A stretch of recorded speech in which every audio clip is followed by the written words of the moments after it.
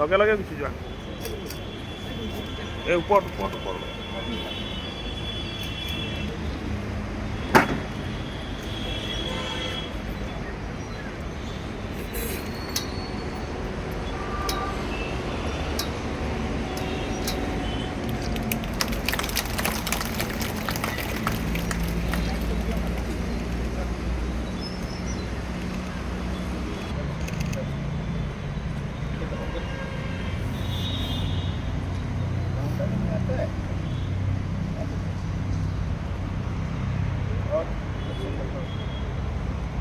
আইন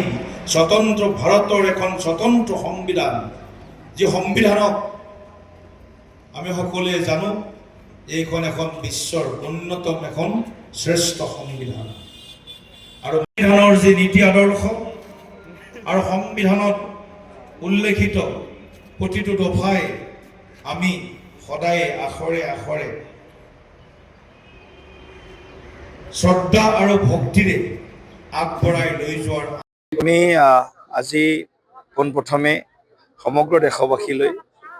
৭৭ সংখ্যক গণৰাজ্য দিৱসৰ আন্তৰিক শুভেচ্ছা আৰু প্ৰীতি সম্ভাষণ জ্ঞাপন কৰিছোঁ। আৰু আজি আমি পুনৰবাৰ সংকল্প লৈছোঁ আমাৰ দেশৰ গণতান্ত্ৰিক পৰম্পৰা, গণতান্ত্ৰিক মূল্যবোধ আৰু ভাৰতবৰ্ষৰ সংবিধানক আমি যিকোনো ত্যাগৰ মূল্যৰ বিনিময়ত আমি মানি চলি আমাৰ দেশক সমগ্ৰ বিশ্বৰ ভিতৰতে শ্ৰেষ্ঠ গণতন্ত্ৰ হিচাপে আমি আমাৰ যি সংকল্প সেই সংকল্পক আমি আগবঢ়াই লৈ যাম। আৰু আজি আমি সকলোৱে দেখিছোঁ যে গোটেই ভাৰতবৰ্ষ বিৰোধী কিছু শক্তিয়ে বহু দিনৰ পৰাই প্ৰয়াস চলাই আছে ভাৰতবৰ্ষক পুনৰ খণ্ডিত কৰাৰ পৰা আৰম্ভ কৰি ভাৰত বিৰোধী গতিবিধি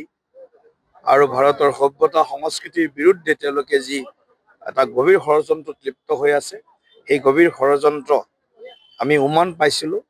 সেই সময়ত দেশ স্বাধীন হোৱাৰ সময়তে পাইছিলোঁ, যেতিয়া জিন্নাই কৈছিল আজকালিয়া পাকিস্তান লড়কে লেংগে হিন্দুস্তান। গতিকে এই সময়ত আমি এনেকুৱা যিসকল আধুনিক জিন্নাৰ বংশধৰ আছে, যিসকলে এই ধৰণৰ চিন্তা মনত পুহি ৰাখিছে, এইসকলৰ পৰা প্ৰতিগৰাকী ভাৰতীয়ই প্ৰতিগৰাকী অসমীয়াই সাৱধান হৈ চলাৰ প্ৰয়োজন আছে আৰু এক হৈ সকলোৱে থকাৰ প্ৰয়োজন আছে। আৰু এনেকুৱা যিবিলাক গভীৰ ষড়যন্ত্ৰ